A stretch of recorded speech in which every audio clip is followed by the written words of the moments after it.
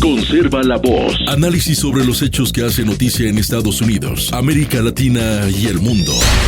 That America will never be a socialist country. Conserva la voz. Un espacio no apto para lo políticamente correcto o socialmente aceptable. Que la fuerza del cielo nos acompañe y ¡viva la libertad, carajo! Conserva la voz. Tu voz sin censura. Se ponen en la solapa el pin de la Agenda 2030, que no es más que la renuncia a nuestra soberanía. Con ustedes su anfitrión, Freddy Silva. ¿Qué tal, amigos? Reciban todos un caluroso y fuerte abrazo en este nuevo episodio de su podcast Conserva la Voz. Soy Freddy Silva desde Tampa, Florida. Buenos días, buenas tardes, buenas noches, donde quiera que nos vean y escuchen. Estamos en jueves 4 de junio de este 2026.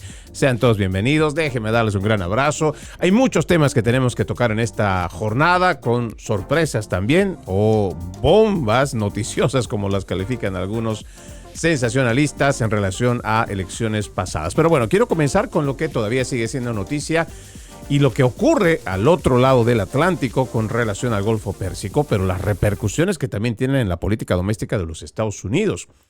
Primero, la administración del presidente Trump, dice este artículo del New York Post, ha logrado mediar un alto al fuego entre Israel y el Líbano.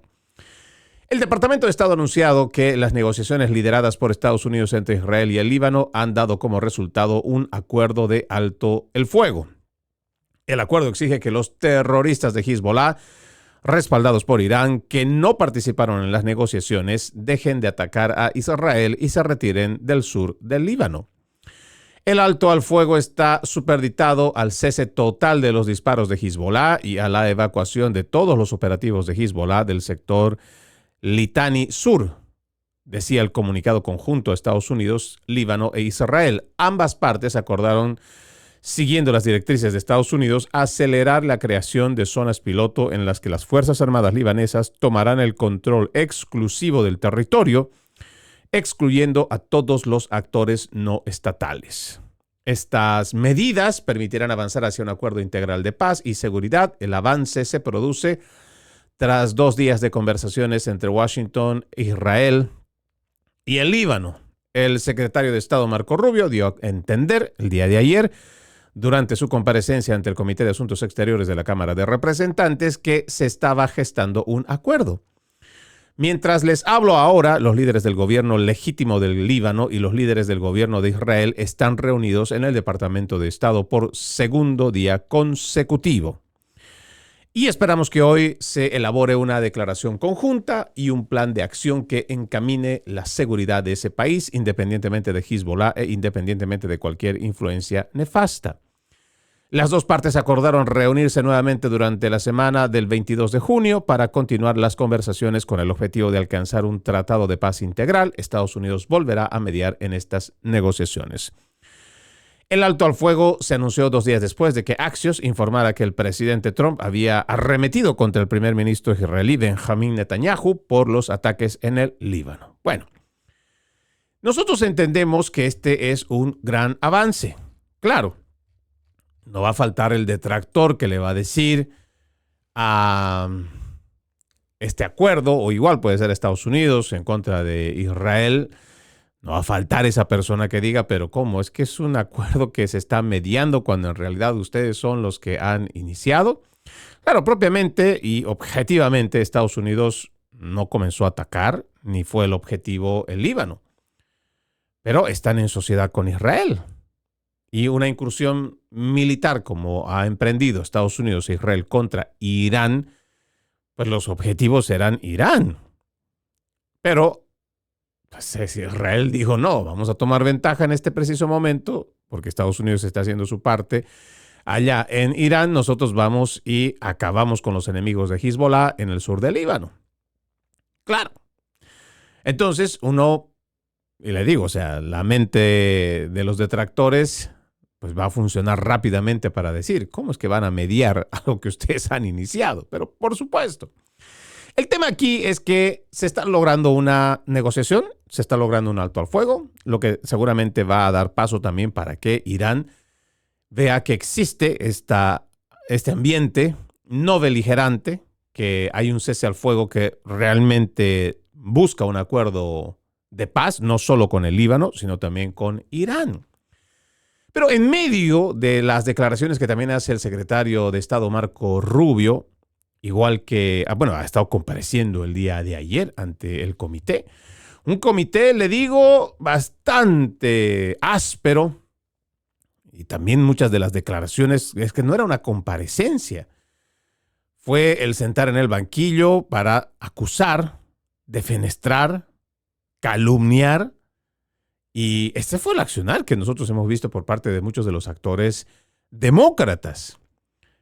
Hay declaraciones que realmente son hasta innombrables, no se pueden repetir por la calidad y el calibre de acusaciones que se han hecho. Sin embargo, nos parece que esta administración está clara en continuar con sus objetivos de encontrar una estabilidad en la región que permita continuar con el sistema financiero, económico, energético, que debe retornar lo antes posible para, pues por lo menos ir nivelando un poco todo este desastre económico que ha causado a nivel global estos últimos 3 meses.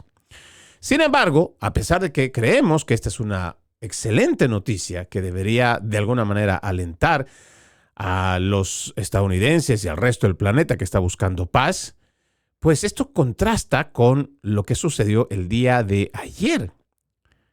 En el Congreso de los Estados Unidos, propiamente en la Cámara de Representantes, se ha avanzado una ley la cual le pondría límites o, en otras palabras, estaría terminando esta incursión militar, la mal llamada guerra, porque no la es, en términos objetivos, ¿no? En términos hasta legales, no es una guerra, pero está buscando la forma de ponerle límite a las acciones que puede o no tomar el comandante en jefe, que en este caso el presidente Donald Trump. Pues al enterarse de esto, el presidente ha arremetido contra demócratas, pero también contra los de su partido que votaron con los demócratas. ¿Qué dice este artículo? El presidente Trump restó importancia a la aprobación ayer en la noche en la Cámara de Representantes de una resolución que busca poner fin al conflicto con Irán sin la aprobación del Congreso.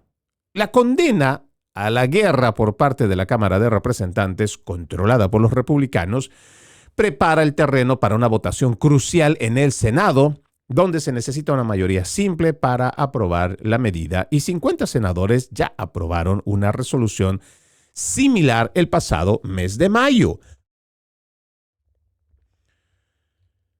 Dice acá, ayer, en una votación sin sentido, la Cámara votó 4 republicanos nefastos y todos los demócratas para limitar mis poderes de guerra justo en medio de mis negociaciones finales para poner fin a la guerra con la República Islámica de Irán. Esto lo escribió en su red de Truth Social. ¿Quién haría algo tan antipatriótico? Saben en qué punto se encuentran las negociaciones. Los demócratas están impulsados por el síndrome de odio a Trump. Prefieren que nuestro país fracase antes que darme otra de tantas victorias. Los 4 republicanos son otra historia. Son unos oportunistas, deberían avergonzarse. Y ahí pone MAGA, Make America Great Again. ¿Quiénes son a los que hace referencia el presidente Donald Trump? Tom Barrett, de Michigan, Warren Davidson, de Ohio, Brian Fitzpatrick, de Pensilvania, y Thomas Massie, de Kentucky. Sí, son los 4 republicanos, y por el otro lado, pues los 211 demócratas aprobaron esta medida para quitarle poderes al presidente Donald Trump. Claro, cuando uno escucha estos apellidos, por ejemplo el de Massie, que ha sido un detractor del presidente Donald Trump, igual que Brian Fitzpatrick, también, que nos parece que era normal, o por lo menos esperaba esa votación. Y ahora, dice, otros 6 republicanos, Dusty Johnson, y creo que estos son de los que uno debería realmente empezar a ver, no digo lealtades, pero creo que esta es una clara muestra de cómo más o menos va a estar reñida, cerrada, dividida tal vez, la carrera por la reelección en algunos casos o por la elección en otros en cuanto a la elección del próximo noviembre. Dice acá, otros 6 republicanos se abstuvieron, o sea, no votaron. Dusty Johnson de Dakota del Sur, Tom King Jr. de Nueva Jersey, Morgan Luttrell de Texas, Nancy Mace y Ralph Norman de Carolina del Sur y Andy Ogles de Tennessee. La Casa Blanca argumenta que la resolución sobre los poderes de guerra que sustenta la acción del Congreso es inconstitucional por infringir el poder del presidente para dirigir los asuntos exteriores. Aún así, una derrota en el Senado supondría un duro golpe político para el presidente Trump. Históricamente, los tribunales se han negado a ordenar a los presidentes que pongan fin a las guerras, incluso si ignoran flagrantemente el plazo de 60 días establecidos en la resolución sobre los poderes de guerra para obtener la aprobación del Congreso, como sucedió con la intervención del entonces presidente Barack Hussein Obama en la guerra civil de Libia. La ley de 1973 fue aprobada después de que presidentes de ambos partidos políticos ampliaran secretamente la guerra de Vietnam sin la aprobación del Congreso. La Casa Blanca argumenta que no está infringiendo la ley o la regla de los 60 días debido al alto el fuego vigente desde el 8 de abril, a pesar de que ha habido escaramuzas periódicas durante la tregua. Yo diría que en esa parte del mundo, alto al fuego significa disparar de una manera más moderada, dijo Trump a los periodistas en la oficina Oval el día de ayer. Los jueces han dictaminado anteriormente que el Poder Legislativo tiene su propia facultad para hacer cumplir la ley y poner fin a las guerras reteniendo fondos, lo que significa que probablemente se necesite una acción adicional del Congreso para detener realmente este conflicto. La guerra contra Irán comenzó el 28 de febrero y Trump predijo inicialmente un plazo de unas 4 semanas. Las conversaciones de paz se centran en un memorando de entendimiento inicial que reabrirá el estrecho de Hormuz a la navegación, al tiempo que daría tiempo adicional para resolver el destino del uranio altamente enriquecido de Irán. Pero bueno,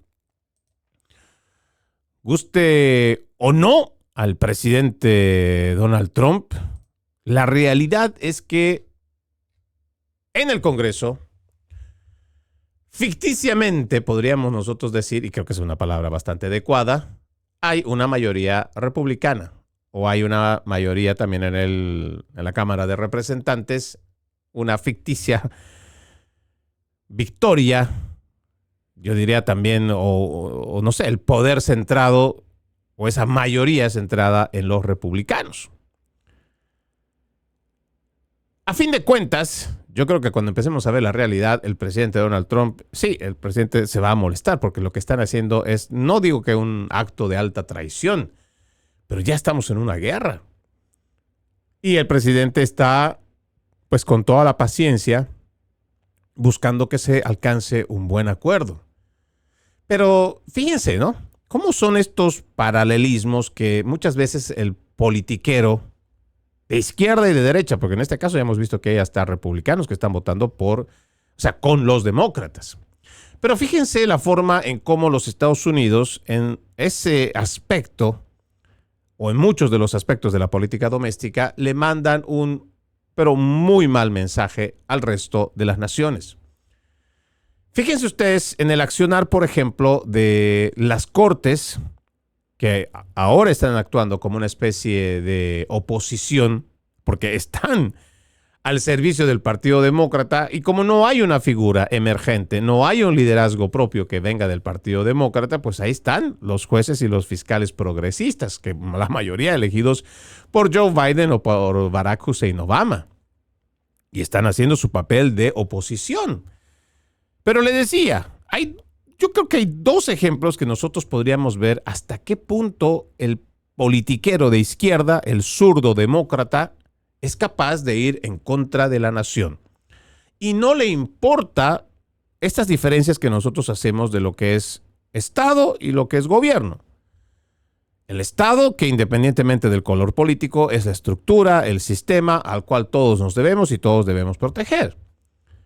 Gobierno es la parte política que asume el poder temporal a través de las urnas, ¿verdad? Creo que en esa parte estamos relativamente claros, o por lo menos creo que lo más claro no se puede hablar. Pero tenemos a este partido demócrata que no le interesa hacer estas definiciones o estas divisiones o separar. No, para ellos el problema es Trump. Y así de claro. El problema es el presidente Donald Trump. Y existe este síndrome que llama el mismo presidente de odio a Trump. Donde ahí va a encontrar usted un montón de gente en la calle que por alguna razón, y digo, a veces es demasiado presunción, hay gente presuntuosa, ¿no? Que piensa que voy a hacer esto y va a ir en contra del presidente porque me cae mal, que sea una cosa, que sea la otra, y todos los adjetivos que usted quiera, y tiene un odio visceral al escuchar Trump, al ver a Trump y saber de Trump, empieza a dar diarrea, fiebre y lo que sea. Entonces hace sus pataletas y sale a la calle, hace desmanes, y esa es su forma de canalizar su odio y su rencor contra el presidente Trump, como si en algún momento esas pataletas o algo de lo que hiciera, pues le va a afectar al presidente. No es la manera. Pero a ese extremo van los de la izquierda radical, todos los que ahora mismo forman parte de esa izquierda radical que ha secuestrado al Partido Demócrata, que no usa la razón ni el sentido común. Fíjese usted, el tema de los aranceles. Hemos dedicado bastantes programas para explicarle por qué el presidente declara a través de una orden ejecutiva, indicando además ese día como el Día de la Liberación Económica de Estados Unidos. Por años, tanto los demócratas como los republicanos, en distintas disertaciones que usted puede revisar desde los 90s y todo este siglo XXI, se denuncia que China, entre muchas otras naciones, es de las que más se aprovecha y es desleal, pero además no hay ni siquiera un atisbo de equilibrio en nuestras finanzas, de nuestras exportaciones e importaciones. Nosotros recibimos toda la basura que nos manda China, pero si nosotros queremos enviar en las mismas condiciones, ellos no lo reciben. Si usted quiere mandar productos americanos, para empezar, tiene que pasar por una barrera a la cual es, yo diría, hasta imposible, porque un importador, nomás por ponerle un número, si va a llevar un automóvil que aquí cuesta alrededor de $70,000, por ponerle un número. Pero para que ese vehículo americano entre a China, ellos tienen un sistema de aranceles extremadamente alto, como en muchas naciones, incluso llega al 100%. ¿Cómo un importador o un exportador de Estados Unidos para llevar a China, si le van a decir, solo por poner un número, que un vehículo americano necesita pagar el 100% de arancel?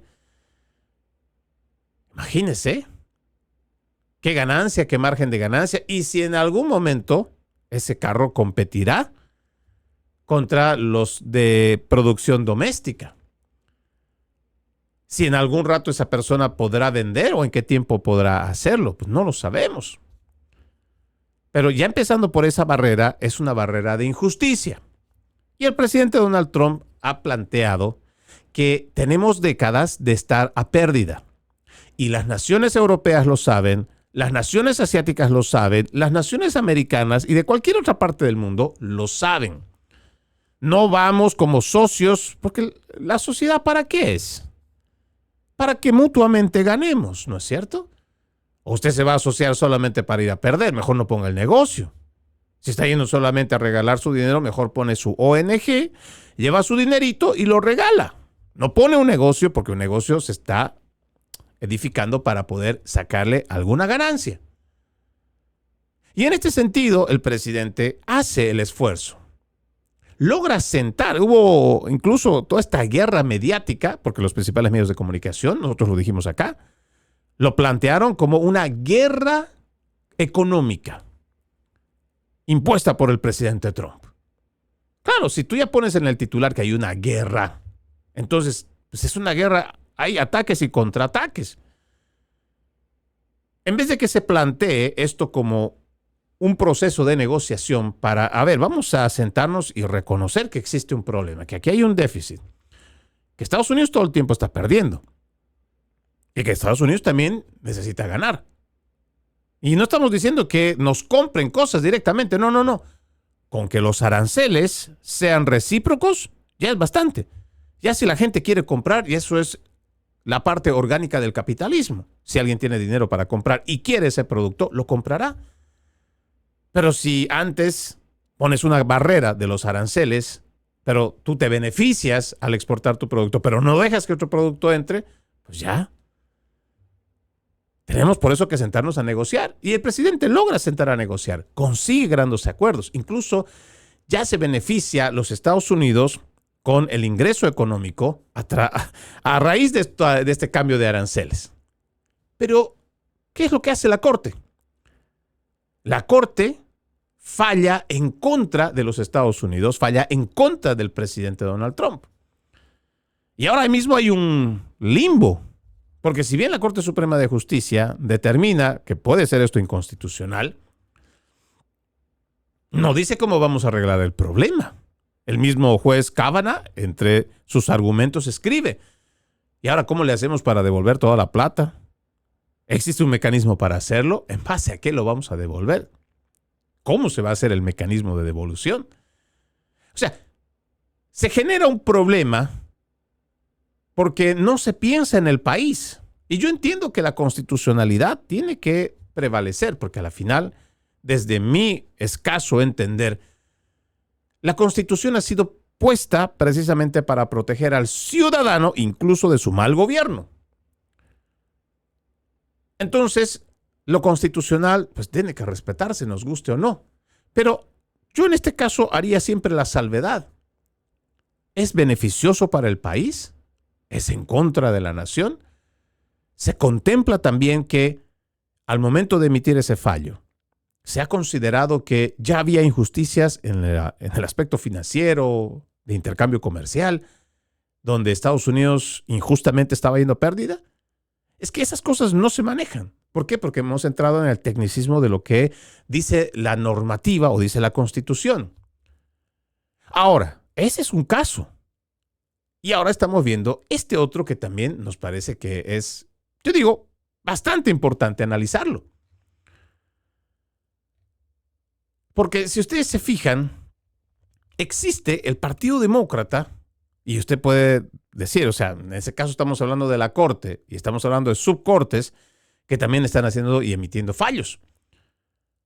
El problema aquí es que ya cuando uno habla de esta estructura política que viene a ser la oposición, si nosotros nos ponemos a pensar en esta decisión que toma la Cámara de Representantes, de alguna manera se está haciendo lo mismo.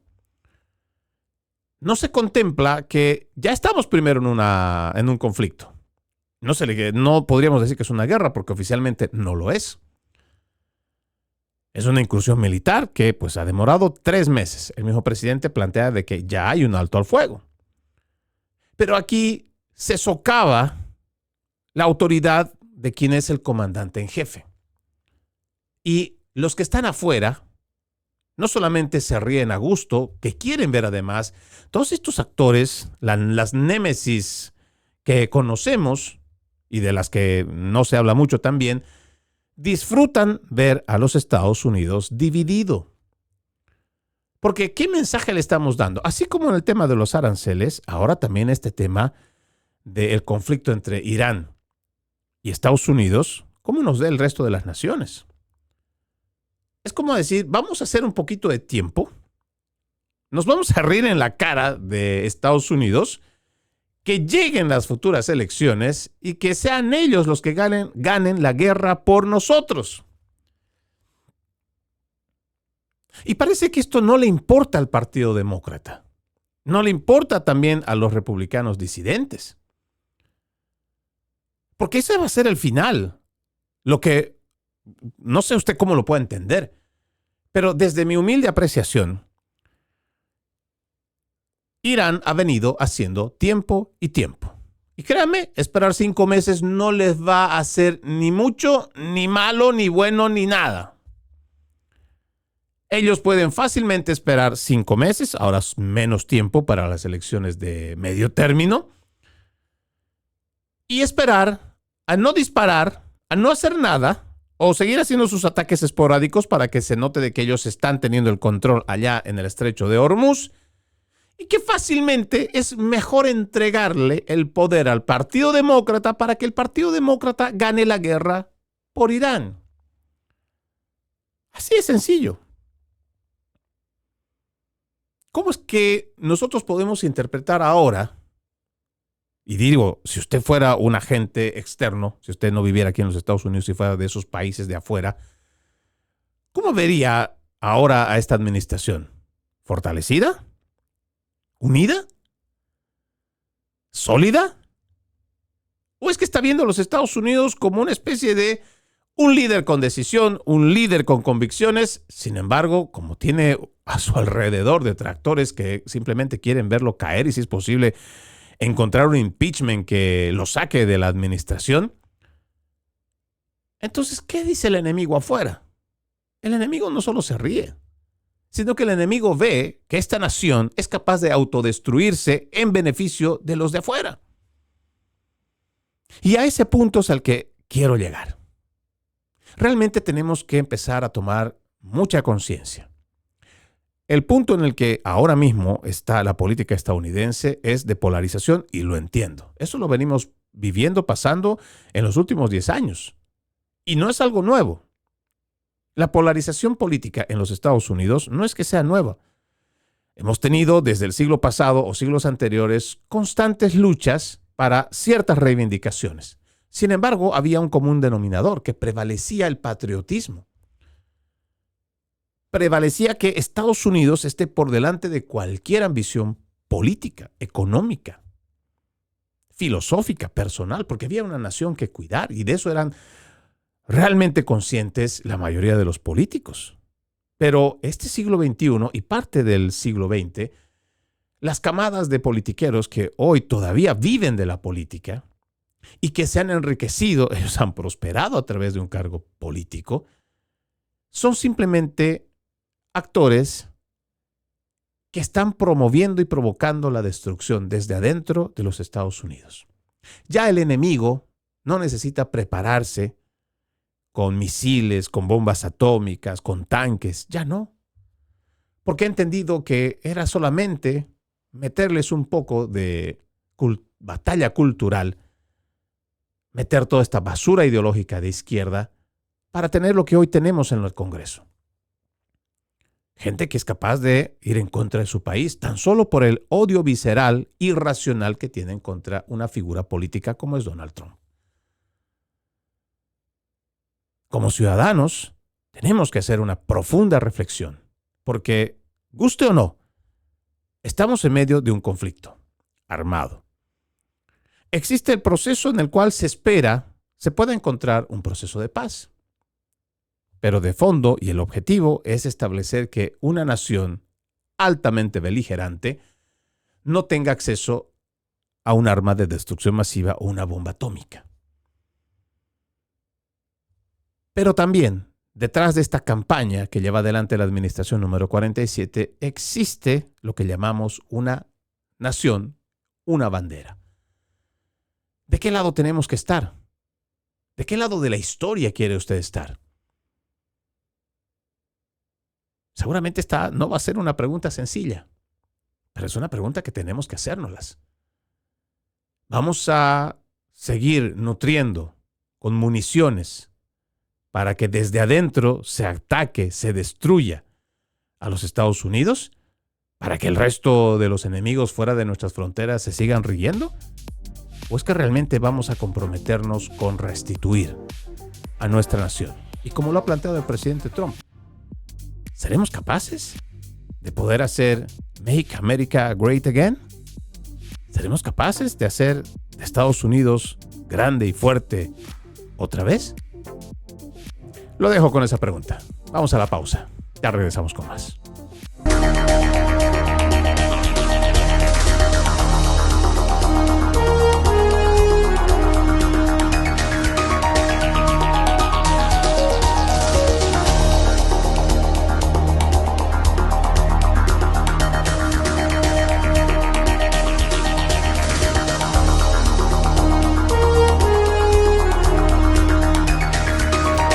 Continuamos con más de su podcast, Conserva la Voz. Usted puede ser parte de este programa. Escríbame a Freddy Silva Ayala, Freddy Silva 80 en Instagram, Freddy Silva TV en X, antes Twitter, en TikTok, en LinkedIn, en YouTube.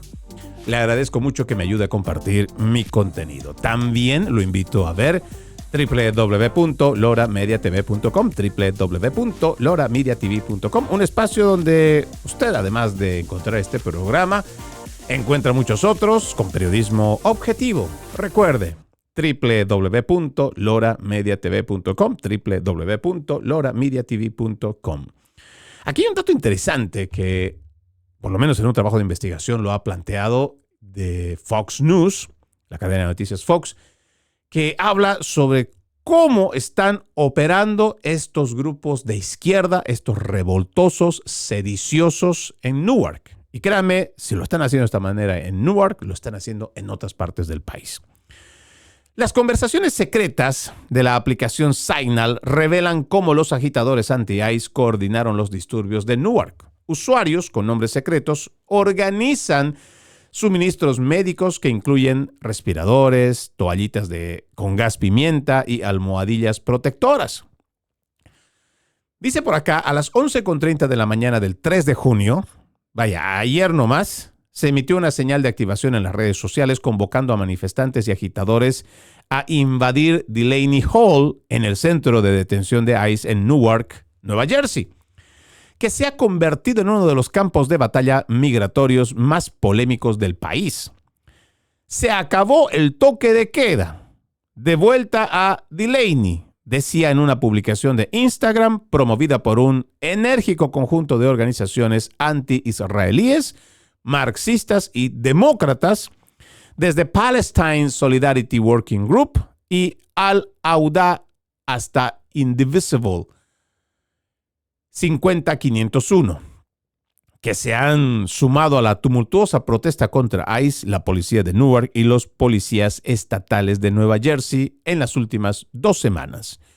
En cuestión de minutos, el llamado a la acción se extendió a través de grupos secretos en Signal, una plataforma de mensajería encriptada, activando a cientos de activistas anti-ICE con apodos secretos como Frame and Rest, Wicked Something, que colaboraron en el transporte, la logística y los suministros como gafas protectoras, protección contra el gas pimienta, respiradores y rodilleras protectoras. Una investigación de Fox News Digital que recopiló información sobre el terreno en Newark en grupos de chat secretos de Signal y a partir de numerosas declaraciones de impuestos, documentos estratégicos, publicaciones en redes sociales, revela que las protestas frente a Delaney Hall no son una manifestación espontánea de ira. Son el resultado de años de planificación estratégica por parte de una red de grupos bien financiados y organizados que una vez más han explotado una controversia local para lanzar un ataque más amplio contra las políticas federales de inmigración y contra Estados Unidos en general. Las actividades de esta red han motivado a un grupo de investigadores tecnológicos en X, antes Twitter, Data Republican, Astraeus, Beach Knit Soap y Gun Shy Martyr a infiltrarse. Estos grupos se están infiltrando en estos grupos, sus chats de Signal y sus operaciones como un escuadrón de vengadores digitales. Según el análisis que presenta Fox, la red detrás de las protestas de Delaney Hall incluye a cerca de 100 grupos, algunos de ellos de gran renombre como la ACLU, Indivisible y los Socialistas Democráticos de América, o sea, los socialistas demócratas de América.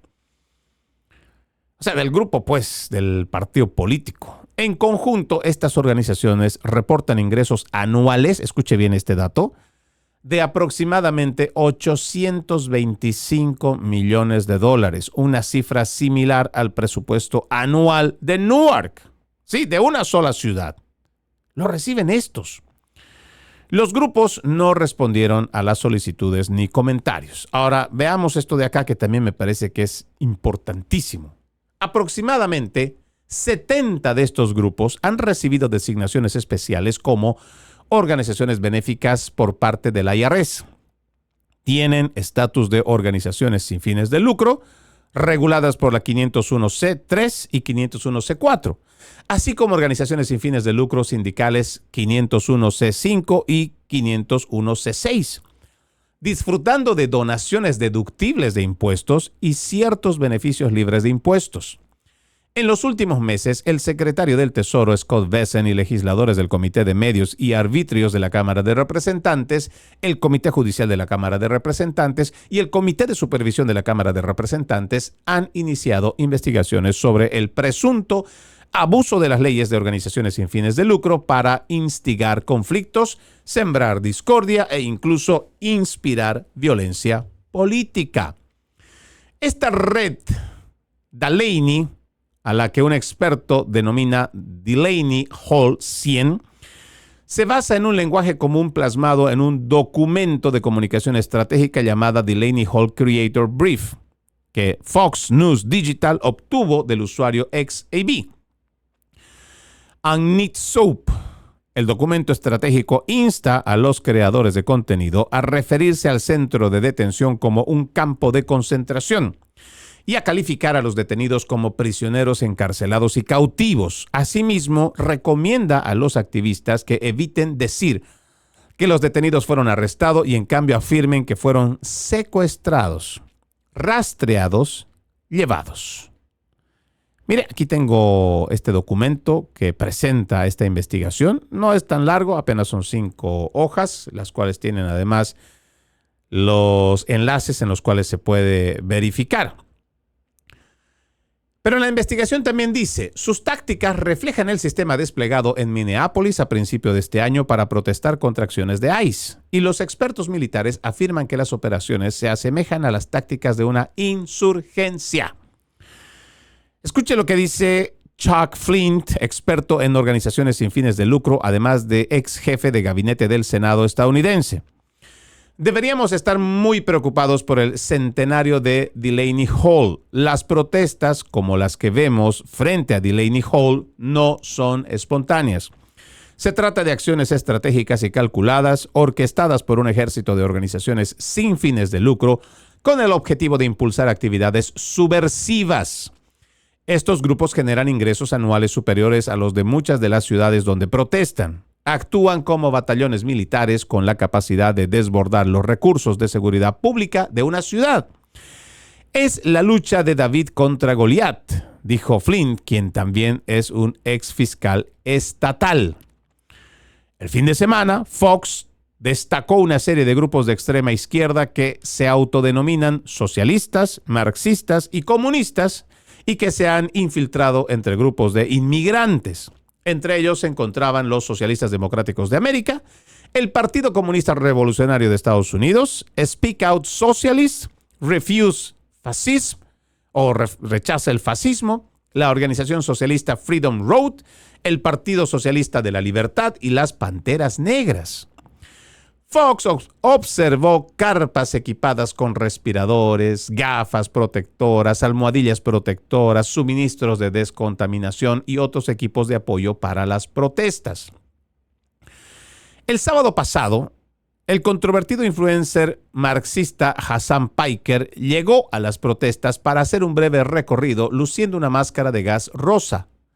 Declaró a Fox que estaba allí para defender las demandas de los detenidos y permaneció en el lugar menos de 30 minutos antes de marcharse en su coche. Posteriormente respondió a las imágenes de Fox News que mostraban las tiendas de campaña repletas de material antidisturbios y calificó los suministros de ayuda mutua. Los preparativos para las protestas del miércoles por la noche ofrecen una perspectiva de cómo los organizadores motivan, coordinan, movilizan, enfocan y disciplinan a sus militantes de base. Bueno, esto todavía es un artículo, le digo, bastante extenso y vale muchísimo la pena terminar de darle una mirada. A ver, solamente quiero cerrar esta parte. Dice, los orígenes de Delaney Hall se remontan a febrero de 2025, cuando GO Group y INC, una empresa contratista federal, anunció la reapertura de Delaney Hall en Newark como Centro Federal de Detención de Inmigrantes bajo un contrato a largo plazo con ICE. Pero bueno, era nomás para mencionar qué tan larga es estas manifestaciones, estas protestas que están pasando allá en Nueva Jersey. Nosotros, y en lo personal he visto además trabajo de periodistas independientes que van a los lugares de estas manifestaciones y se ha logrado ver, o sea, evidencia hay. Además, este trabajo de investigación de Fox nos parece que es bastante revelador. Pero sin este trabajo de investigación incluso se ha podido evidenciar que llegan camionetas.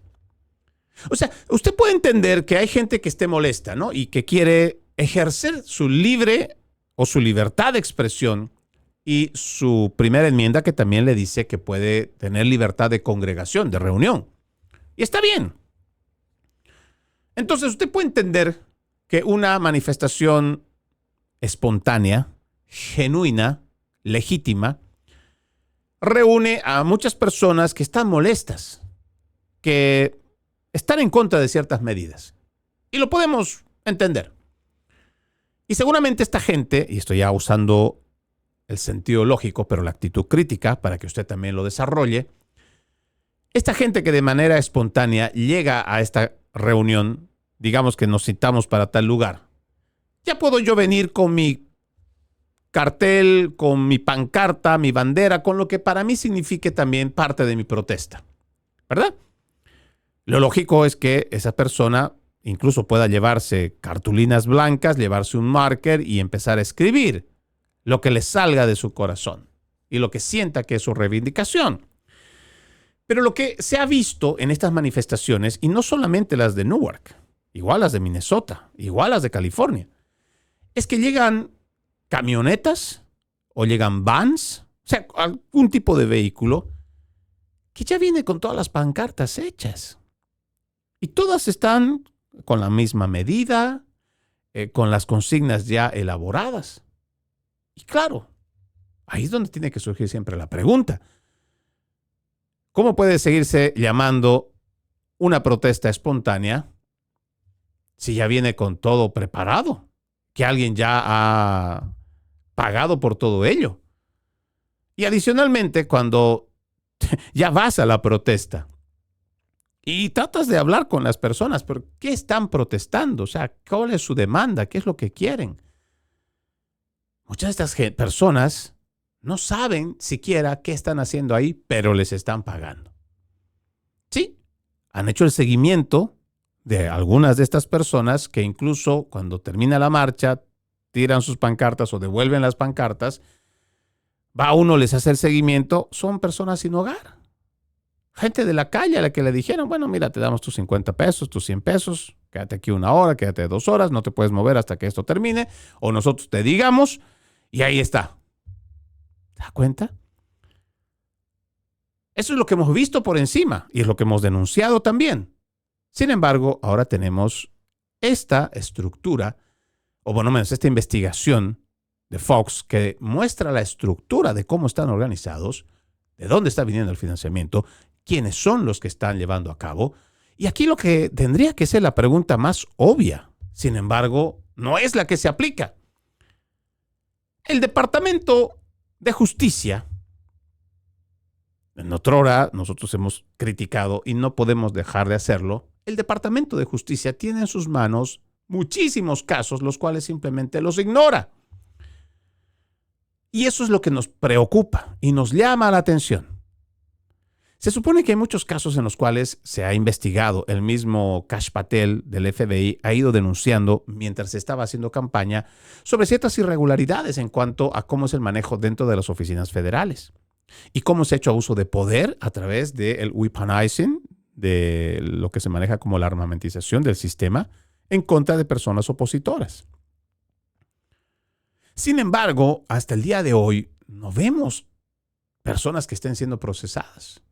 No hay esas personas de alto perfil que han tomado decisiones contra los Estados Unidos que siquiera estén siendo procesadas. Y bien le puedo mencionar el doctor Anthony Fauci, el señor Mayorkas, Nomás por mencionar uno de tantos. El mismo Merrick Garland, que estaba a cargo del Departamento de Justicia.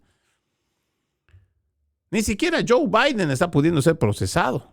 Es más, lo que estaba encaminado para ver si había algún tipo de responsabilidad, porque, pues, ¿quién ha firmado esas órdenes ejecutivas fraudulentas? Pero nada de lo que ha sido usado durante campaña, en términos de que el Departamento de Justicia tendría que estar haciendo justicia, llevando a cabo procesos, no hay. Y eso es lo que en lo personal a mí, le digo, no solo me llama la atención, sino que también me preocupa. Porque en este sentido ya tenemos acá, en este trabajo de investigación, que además ha sido corroborado con el Departamento de Rentas Internas, el IRS, y además otro tipo de investigaciones, ¿en qué momento es que se termina dando algún tipo de escarmiento a quienes están haciendo caos, alboroto, y están creando este tipo de destrozo de la sociedad? Porque algún tipo de responsabilidad tienen que tener. Sí, yo entiendo que hay una primera enmienda que protege tu libertad de expresión, tu libertad de reunión y hasta el ejercicio libre de la prensa. Pero, ¿cómo nosotros podemos seguir calificando de libertad de expresión actos que son vandálicos? ¿Cómo todavía se puede permitir? Y le digo, para mí fue bochornoso decir esta semana que el alcalde de Newark, en vez de que ponga un alto a sus alborotadores, porque son de izquierda y son del Partido Demócrata, no. Al contrario, han planteado una ley para que cierren el centro de detención de ICE. Como si ICE fuera el problema, cuando en realidad no, el problema son los agitadores, los alborotadores, los sediciosos. Toda esta gente de la cual deriva este trabajo de investigación de Fox, que claramente se ve que no es espontáneo, no es propio de la libertad del ejercicio de la primera enmienda. Pero aquí es el accionar del Departamento de Justicia el que tendrá que decidir. Y ese es el problema. Ya vamos para 2 años, ya no falta, pues, le digo, ¿cuánto nos falta para poder llegar a enero de 2027? Si estamos hablando de tan solo 5 meses para las elecciones de medio término, súmele 2 mesecitos más y ya está. ¿Y cuál ha sido el trabajo, la labor exitosa de la cual podría jactarse el Departamento de Justicia del presidente Donald Trump? En términos generales, ¿no? ¿Cuántos procesados? ¿Se acuerda que yo le vengo molestando y diciendo todo el tiempo que esta oficina, a la cabeza de Elon Musk, el Departamento de Eficiencia Gubernamental, que nos salía a decir que habían encontrado millones de dólares en despilfarro y corrupción? Así lo dijeron, no es un invento mío. Pero el Departamento de Justicia no ha presentado a ni uno solo que usted diga, bueno, este es el corrupto, este es el despilfarrador de dinero que ha mandado para cosas, no sé, para locuras de agendas. Nada de eso. Y es ahí donde nosotros tenemos que empezar a presionar más, yo entiendo, porque ¿de qué sirve que se haga este tipo de trabajos de investigación? Incluso puede pasar, más allá del trabajo que ha hecho Fox, esto puede llegar incluso al trabajo de investigación de comités de la Cámara de Representantes. El problema es que incluso si llegara ahí, si no existe un trabajo verdadero y de compromiso del Departamento de Justicia, de nada sirve. De por sí tenemos un sistema judicial que ya está siendo cuestionado. Hablemos de la intromisión, tanto de las cortes de circuito, las cortes de distrito. Jueces y fiscales progresistas que no están obrando en cuanto a la ley, ni siquiera el sentido común, sino de forma partidista. Y eso tienes que sumarle que, teniendo un Departamento de Justicia republicano, a la cabeza de un conservador republicano como es el presidente Donald Trump, no vemos la cultura de la consecuencia de la cual también se había prometido. Y tenemos que ser objetivos y directos, pero sobre todo tenemos que hablar con sinceridad. Eso no quita que vamos a seguir apoyando al presidente Donald Trump. No. Bueno, si usted quiere dejar de hacerlo, pues no sé, yo no puedo decirle que lo haga o no. En lo personal, nosotros no podemos dejar de apoyar a esta administración porque hay mucho trabajo por delante que hacer con toda la destrucción que ha venido a hacer el Partido Demócrata en los últimos 12 años. Pero también tenemos que ser lo más honestos posible. Tenemos que ser objetivos. El Departamento de Justicia, ahora teniendo otra persona que está a cargo, no está cumpliendo con su trabajo. Y tenemos que exigir que este trabajo se cumpla por el bien del país y de esta misma administración. Déjeme cambiar de tema. Me parece que es importante mencionarlo. El Senado ha votado a favor de un plan de $70 mil millones para financiar ICE y a la patrulla fronteriza, preparando así una votación, se espera que sea masiva, para hoy jueves. Ya el Senado ha votado, siguiendo las líneas partidistas, para iniciar el debate sobre el plan de $70 mil millones para financiar al Servicio de Inmigración y Control de Aduanas y las oficinas de aduanas y protección fronteriza, acercándose un paso más a la aprobación de una de las prioridades más urgentes de la administración Trump. La votación 53-46 allana el camino para que la Cámara considere una serie de enmiendas hoy en lo que los expertos del Capitolio denominan una votación masiva. La mayoría de ellas serán propuestas por los demócratas para prohibir permanentemente la creación de un fondo de compensación de $1,776 millones para indemnizar a víctimas del uso de armas por parte del gobierno, una controversia que había amenazado con hundir la medida incluso antes de que pudiera ser votada. También dice, en este momento, el objetivo es lograr la aprobación del proyecto de ley básico, dijo el líder de la mayoría, John Thune. En la Casa Blanca, Trump defendió repetidamente el fondo de compensación que los críticos habían atacado como un fondo discrecional para pagar a sus partidarios. En respuesta a las preguntas de los periodistas, diciendo, me encanta y creo que es muy importante. Cuando se le preguntó directamente si el fondo estaba muerto o simplemente en suspenso después de que el fiscal general interino Todd Blanche dijera a los legisladores el martes que no vamos a seguir adelante con el fondo, punto. Pues Trump respondió, tendría que preguntarle a los abogados. No lo sé.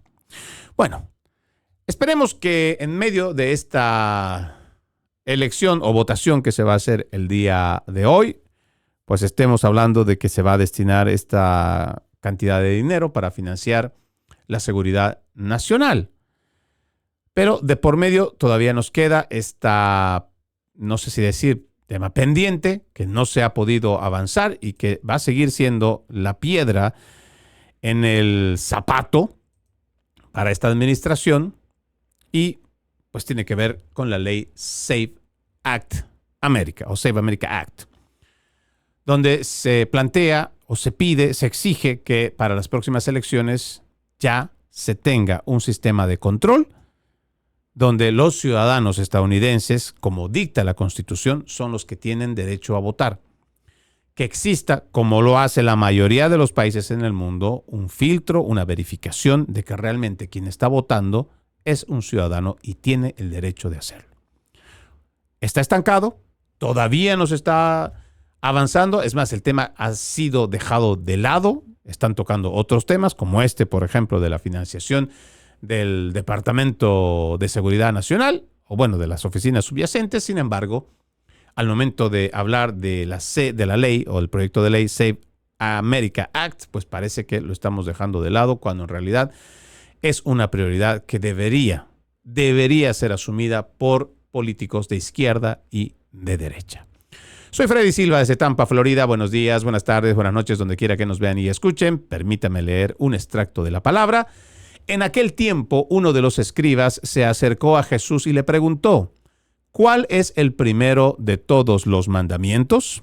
Jesús le respondió, el primero es, escucha Israel, el Señor, nuestro Dios, es el único Señor. Amarás al Señor, tu Dios, con todo tu corazón, con toda tu alma, con toda tu mente y con todas tus fuerzas. El segundo es este, amarás a tu prójimo como a ti mismo. No hay ningún mandamiento mayor que estos. El escriba replicó, muy bien, maestro, tienes razón cuando dices que el Señor es único y que no hay otro fuera de Él, y amarlo con todo el corazón, con toda el alma, con todas las fuerzas, y amar al prójimo como a uno mismo, vale más que todos los holocaustos y sacrificios. Jesús, viendo que había hablado muy sensatamente, le dijo, no estás lejos del reino de Dios. Y ya nadie se atrevió a hacerle más preguntas. Marcos, capítulo 12, versículos 28 al 34. Tengan un bendecido resto de jueves y, como siempre, Ejercitemos la decencia, que nada nos cuesta. Permiso.